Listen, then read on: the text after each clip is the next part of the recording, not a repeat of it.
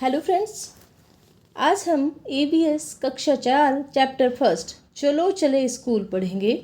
ये है CTET, UP TET और जितने भी टीचिंग एग्ज़ाम्स हैं, कोई भी स्टेट का हो उसके लिए काफ़ी इम्पोर्टेंट है। ज़्यादा कुछ नहीं है इस चैप्टर में, नॉर्मली आप देखेंगे। सबसे पहले बाँस से बना पुल।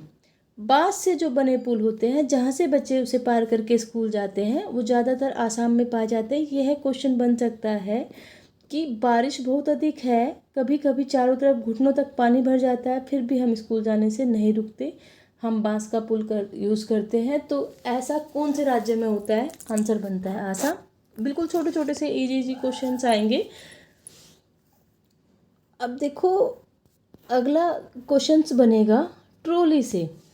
स्कूल पहुंचने के लिए हम रोज नदी पार करनी होती है, खूब चौड़ी और गहरी नदी। नदी को पार जाते हुए मजबूत लोहे की रस्सी होती है, ये दोनों तरफ से भारी पत्थरों या पेड़ों से कसकर बांधी रहती है। ट्रॉली लकड़ी से बना झूला, पुल की मदद से इस रस्सी पर हम सरकते हैं। हम 4-5 बच्चे एक साथ ट्रॉली में बैठ जाते हैं नदी को पार करने के लिए।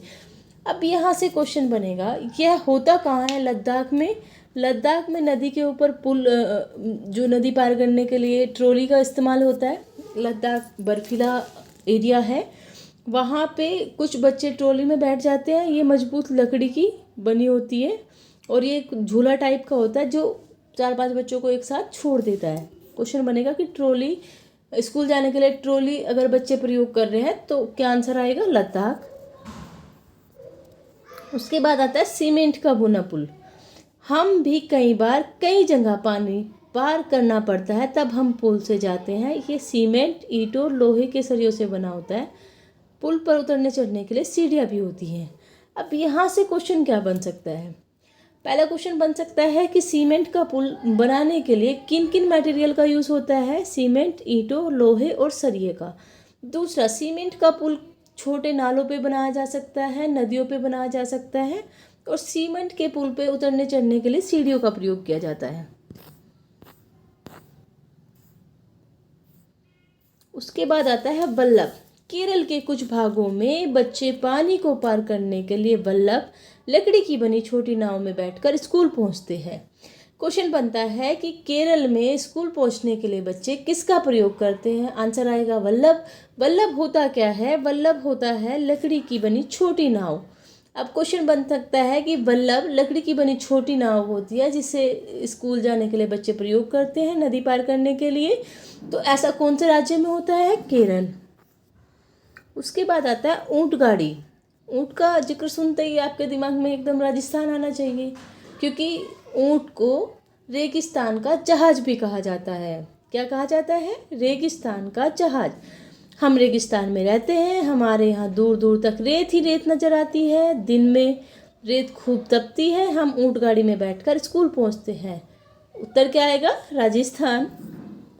बैलगाड़ी, मैदानी इलाकों का एक गांव। हम बैलगाड़ी पर बैठकर हरे भरे खेतों में धीरे धीरे निकलते हुए स्कूल पहुंचते हैं। तेज धूप या बारिश हो तो हम अपनी छतरियाँ खोल लेते हैं। ये चित्र दिखाई दे रहा है आपको। चित्र देखना है कि हम बैलगाड़ी का प्रयोग स्कूल जाने के लिए कब करते हैं? जब हमें मैदानी इलाकों में स्कूल जाना हो।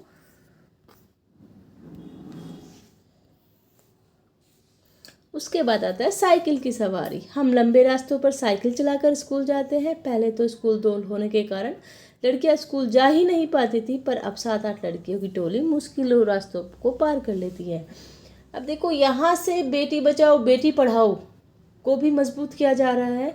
आपसे पूछ सकते हैं कि अगर बेटियों को दूर जाना है तो हम टोली बनाकर साइकिल की सहायता से स्कूल को कवर कर लेंगे।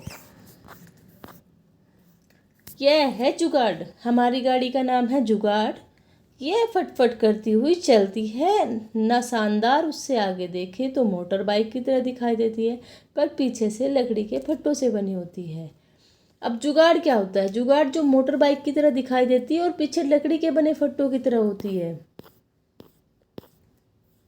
जंगल में जाते स्कूल बच्चे, स्कूल पहुंचने के लिए हम घने जंगल से निकलना पड़ता है। कहीं कहीं कहीं कहीं जंगल इतना घना होता है कि दिन में भी रात जैसा लगता है। इस सन्नाटे में कई पक्षियों और पक्षियों की आवाज़ सुनाई देती है। जंगली क्षेत्रों से जो बच्चे जाते हैं उन्हें जंगल पार करके जाना होता है और जंगल पार करने के लिए उन्हें काफ़ी कठिनाई भरा जीवन महसूस करना होता है। बर्फ़ पर चलते बच्चे। अब हम कैसे स्कूल पहुंचते हैं? मीलों फैली बर्फ़ पर चलकर हम हाथ पकड़ पकड़ कर बर्फ़ पर पैर जमाते हुए ध्यान से चलते हैं। ताज़ी बर्फ़ में पैर धंस जाते हैं। अगर बर्फ़ जमी हुई हो तो फिसल भी सकते हैं। उत्तर की पहाड़ियाँ। जहाँ जहाँ पर बर्फ़ पड़ती है, जितने भी बर्फीले इलाके हैं वहाँ से स्कूल जाने के लिए बच्चों को इन समस्याओं का सामना करना पड़ सकता है। अब क्वेश्चन ये भी बन सकता है कि अगर बच्चों को पहाड़ियों से स्कूल जाना है तो उन्हें किस प्रकार की समस्याओं का सामना करना पड़ेगा। उबड़ खाबड़ पथरीले रास्ते। उत्तराखंड। हम पहाड़ी इलाकों में रहते हैं। यहाँ दूर दूर तक उबड़ खाबड़ पथरीले रास्ते हैं। मैदानों या शहरों में रहने वाले बच्चों को भले ही मुश्किल लगे पर हम तो भागते हुए पहाड़ी रास्ते पार कर लेते हैं।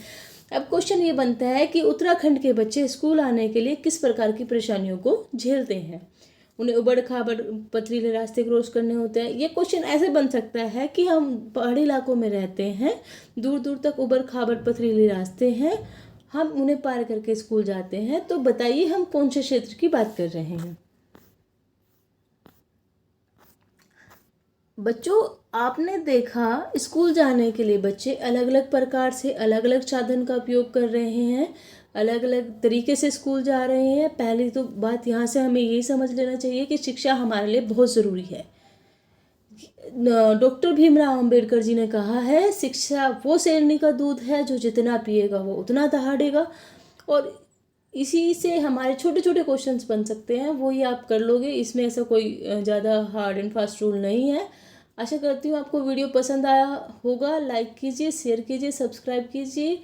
बाकी आप हमारा मोटिवेशन बढ़ाने के लिए कमेंट कर सकते हैं। धन्यवाद।